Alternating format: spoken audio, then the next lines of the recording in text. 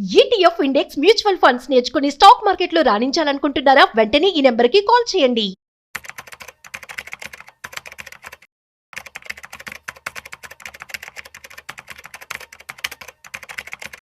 Suman TV ప్రేక్షకులకు నమస్కారం. 2026లో మీరు ఇన్వెస్ట్మెంట్లో సక్సెస్ కావాలంటే 16 రూల్స్ ఉన్నాయి. ఈ 16 rules successful rules sir John Templeton గారు ఇన్వెస్టర్స్కి ఇచ్చారు. సర్ జాన్ టెంపుల్టన్ గారు అందులో నుంచి మనకి ఎపిసోడ్ పెద్దగా అవుతుంది కాబట్టి 6 రూల్స్ ఈ ఎపిసోడ్లో చెప్తాను నేను.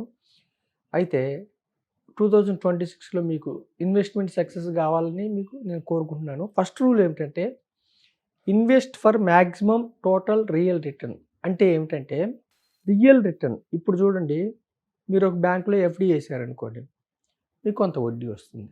అయితే ఇన్ఫ్లేషన్ తీసేసారనుకోండి, అంటే ధరల పెరుగుదలని, మీకు జీరో. అక్కడ రియల్ రిటర్న్ ఏముంటుంది? 6% 7% వచ్చింది అనుకోండి ఎఫ్డీలో.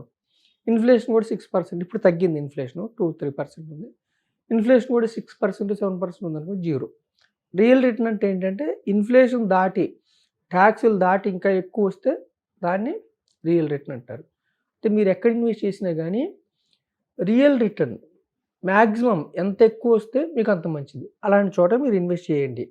అంటే ఎప్పుడు కూడా ఇప్పుడు ఎఫ్డీలు, పోస్ట్ ఆఫీసు, కొన్ని సంప్రదాయబద్ధమైన సేవింగ్స్లో ఏంటంటే గ్యారంటీ ఉంటుంది, మంచిదే, గ్యారంటీ వస్తుంది, కానీ తక్కువ వస్తుంది. తక్కువ రావటం వల్ల ఏంటంటే పర్చేజింగ్ పవర్, కొనుగోలు శక్తి తగ్గిపోతుంది. సో రియల్ రిటర్న్ అనేది ఇంపార్టెంట్ మీకు.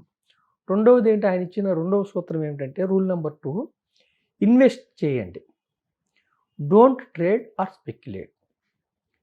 కేవలం ఇన్వెస్ట్మెంట్ చేయండి అన్నాడు. ట్రేడింగ్ వద్దు, స్పెక్యులేషన్ వద్దు. ఇప్పుడు స్టాక్ మార్కెట్ అనేది క్యాసినో కాదు. స్టాక్ మార్కెట్ అనేది ఏంటి, మంచిగా మనం కొన్ని స్టాక్స్ కొనుక్కునే మార్కెట్, అంటే కొన్ని కంపెనీస్లో ఓనర్స్ అయ్యే మార్కెట్. మరి అది ఎప్పుడు క్యాసినో అవుతుందంటే, స్టాక్ మార్కెట్ ఎప్పుడు గ్యాంబ్లింగ్ అవుతుందంటే, సపోజ్ మీరు స్టాక్స్ కొని కొంచెం రాగానే అమ్మటం, మళ్ళీ కొనటం, కొంచెం రాగానే అమ్మటం, అంటే చిన్న చిన్న వాటికి మీరు కొని అమ్మటం చేశారనుకోండి, మీ డబ్బు ట్యాక్సుల రూపేణా, షార్ట్ టర్మ్ క్యాపిటల్ గెయిన్, లేదంటే ట్రాన్సాక్షన్ ఛార్జెస్ రూపేణా డబ్బులు పోయే అవకాశం ఉంది. రెండోది అంటే నిత్యం మీరు ఫ్యూచర్స్ ఆప్షన్స్ చేస్తే, ట్రేడింగ్ చేస్తే మీకు స్టాక్ మార్కెట్ క్యాసినో అవుతుంది దీర్ఘకాలంలో. అంటే మొత్తం డబ్బులు పోయే అవకాశం ఉంది. సో ఆయన ఏమంటారంటే, సర్ జాన్ టెంపుల్టన్ గారు, ఇన్వెస్ట్ చేయండి మంచి కంపెనీస్, ఫండమెంటల్గా మంచి కంపెనీస్, లేదా టెక్నికల్గా మంచి వ్యాపారం బాగున్న కంపెనీస్, ఇయర్ ఇంక్రీజ్ అయ్యే కంపెనీస్లో మీరు ఓనర్స్ అవ్వండి. ట్రేడింగ్, స్పెక్యులేషన్ వద్దని చెప్పారు ఆయన. తర్వాత ఇంకేమన్నారంటే రిలాక్సివ్ ఇన్వెస్టర్. అంటే మంచి కంపెనీస్ కొనుక్కొని లాంగ్ టర్మ్ వెయిట్ చేశారనుకోండి, ఆయన ట్యాక్సులు కట్టే పని ఉండదు, క్యాపిటల్ గెయిన్ ట్యాక్సులు కట్టే పని ఉండదు, ఇలా డబ్బులు పోగొట్టుకునే అవకాశాలు ఉండవు. రూల్ నెంబర్ 3 ఏమిటంటే remain flexible, open minded about the types of investment. ఇప్పుడు ఫ్లెక్సిబుల్గా ఉండాలి ఇన్వెస్ట్మెంట్స్ అన్నాడు. అంటే ఎట్లా అంటే, ఒక్కొక్కసారి బ్లూ చిప్ స్టాక్స్ పెరుగుతాయి, అప్పుడు బ్లూ చిప్ స్టాక్స్ తీసుకోండి. ఒక్కొక్కసారి సైక్లికల్ స్టాక్స్ అంటే ఏమిటి, ఒక్కొక్కసారి కొన్ని రంగాలు పెర్ఫామ్ చేస్తాయి, ఒక్కోసారి ఫైనాన్స్ అని, ఒక్కోసారి ఎక్స్పోర్ట్ అని, ఒక్కోసారి రకరకాలుగా, అంటే ఒక్కోసారి సిమెంట్ స్టాక్స్ అని, అట్లా సైక్లికల్ స్టాక్స్ అవి కొనుక్కోండి. కార్పొరేట్ బాండ్స్లో, ఎఫ్డీలో కూడా క్యాష్ చేతిలో పెట్టుకుని కూడా ఫ్లెక్సిబుల్గా ఉండండి అంటాడు. క్యాష్ ఎందుకు చేతిలో పెట్టుకోమన్నాడంటే ఆయన, ఒక్కొక్కసారి ఆపర్చునిటీస్ వస్తాయి. అంటే మొత్తం మీ దగ్గర ఉన్న 10 లక్షలు ఉన్నాయి అనుకోండి, 10 లక్షలు మీరు స్టాక్స్లో పెట్టేసి ఉన్నారనుకోండి, మార్కెట్ డౌన్ అయింది, మీరు ఆపర్చునిటీ మిస్ అవుతారు. సో ఆయన ఏమన్నాడంటే, థర్డ్ రూల్ ఏమిటంటే ఫ్లెక్సిబుల్గా ఉండండి, open mind about the investment. అంటే కొంత రకరకాలుగా కొంత క్యాష్లో కూడా మీరు పెట్టుకోండి అన్నాడు. 4వ రూల్ ఏమన్నారంటే ఆయన, బైలో, ఎప్పుడు కూడా తక్కువలో కొనండి. జనరల్గా ఏం చేస్తారు ప్రజలందరూ, మందంతా ఏం చేస్తారు, క్రౌడ్ ఏం చేస్తారంటే, స్టాక్ మార్కెట్స్లో ఎప్పుడైతే హైలో ఉంటాయో, ఎప్పుడైతే పెరుగుతుంటాయో అప్పుడు మాత్రమే కొంటారు. స్టాక్ మార్కెట్స్ తక్కువ ఎప్పుడు ఉంటాయి జనరల్గా, ఎక్కువ మంది అమ్ముతున్నప్పుడు స్టాక్ మార్కెట్స్ తక్కువ ఉంటాయి. ఎక్కువ మంది అమ్ముతున్నప్పుడు ప్రజలకి స్టాక్స్ కొనబుద్ధి కాదు, ఎందుకంటే ఇంకెంత పడుతుందో. సో ఆయన ఏమంటారంటే, ఎప్పుడు కూడా క్రౌడ్ని ఫాలో అవ్వద్దు, అందరూ కొంటున్నప్పుడు మీరు అమ్మండి, ప్రాఫిట్ బుక్ చేసుకోండి. అందరూ అమ్ముతున్నప్పుడు మీరు కొనండి, అంటే బైలో తక్కువలో ఉన్నప్పుడు కొనండి అంటారు ఆయన. సో బెంజమిన్ గ్రాహం గారు కూడా ఇంటెలిజెంట్ ఇన్వెస్టర్. ఆయన బెంజమిన్ గ్రాహం గారు కూడా ఏంటంటే ఇంటెలిజెంట్ ఇన్వెస్టర్ బుక్ రాశారు. ఆయన కూడా ఇదే చెప్తున్నారు. ఎక్కువ మంది ఎక్స్పర్ట్స్ ఇన్వెస్టర్స్ అమ్ముతున్నప్పుడు మీరు కొనండి, మార్కెట్ డౌన్ అయ్యిద్ది. అలాగే ఎక్కువ మంది ఇన్వెస్టర్స్ కొంటున్నప్పుడు మీరు అమ్మండి అంటాడు. అంటే ఇవన్నీ చెప్పడం ఈజీ, ఫాలో అవటం అంత ఈజీ ఏం కాదు. స్టాక్ మార్కెట్లో ప్రాఫిట్స్ తీయటం, ఇంటెలిజెంట్ ఇన్వెస్టర్గా సక్సెస్ అవటం అంత ఈజీ ఏం కాదు. కాకపోతే ఆయన సూత్రాలను మనం కొన్ని మననం చేసుకొని దాని ప్రకారం మనం ఇన్వెస్ట్మెంట్కి ట్రై చేయొచ్చు. అయితే ఇక్కడ నేను ఏం చెప్తున్నానంటే, మ్యూచువల్ ఫండ్స్ అనుకోండి, ఇవన్నీ ఫండ్ మేనేజర్స్ చూసుకుంటారు. మ్యూచువల్ ఫండ్స్లో ఇవన్నీ మీరు ఆలోచించుకునే పని లేదు. మీరు హ్యాపీగా ఇన్వెస్ట్ చేసుకొని దీర్ఘకాలం ఉంటే మ్యూచువల్ ఫండ్స్లో సంపద వస్తుంది, వెల్త్ క్రియేట్ అవుతుంది. మ్యూచువల్ ఫండ్స్లో ఏమిటంటే లాంగ్ టర్మ్ ఉండాలి. ఇన్వెస్ట్మెంట్లో ఏమిటంటే, స్టాక్స్లో ఏమిటంటే షార్ట్ పీరియడ్లో మీరు ఎక్కువ డబ్బు సంపాదించుకోవాలంటే ఇన్వెస్ట్మెంట్ అనమాట. వీటి కోసం ఆయన చెప్పింది. సో ఆయన ఏమన్నారు అంటే, బెంజమిన్ గ్రాహం గారు కూడా never follow the crowd, simple concept కానీ difficult, never follow the crowd అన్నారు.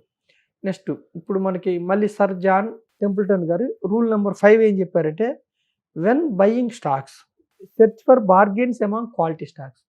ఎప్పుడైతే మీరు స్టాక్స్ కొనడానికి ప్రయత్నిస్తున్నారో క్వాలిటీ స్టాక్స్లో కూడా మళ్ళీ బార్గెన్, అంటే కొన్ని క్వాలిటీ స్టాక్స్ని గుర్తించండి, మళ్ళీ అందులో మళ్ళీ లిమిటెడ్ క్వాలిటీ స్టాక్స్కి వెళ్ళండి.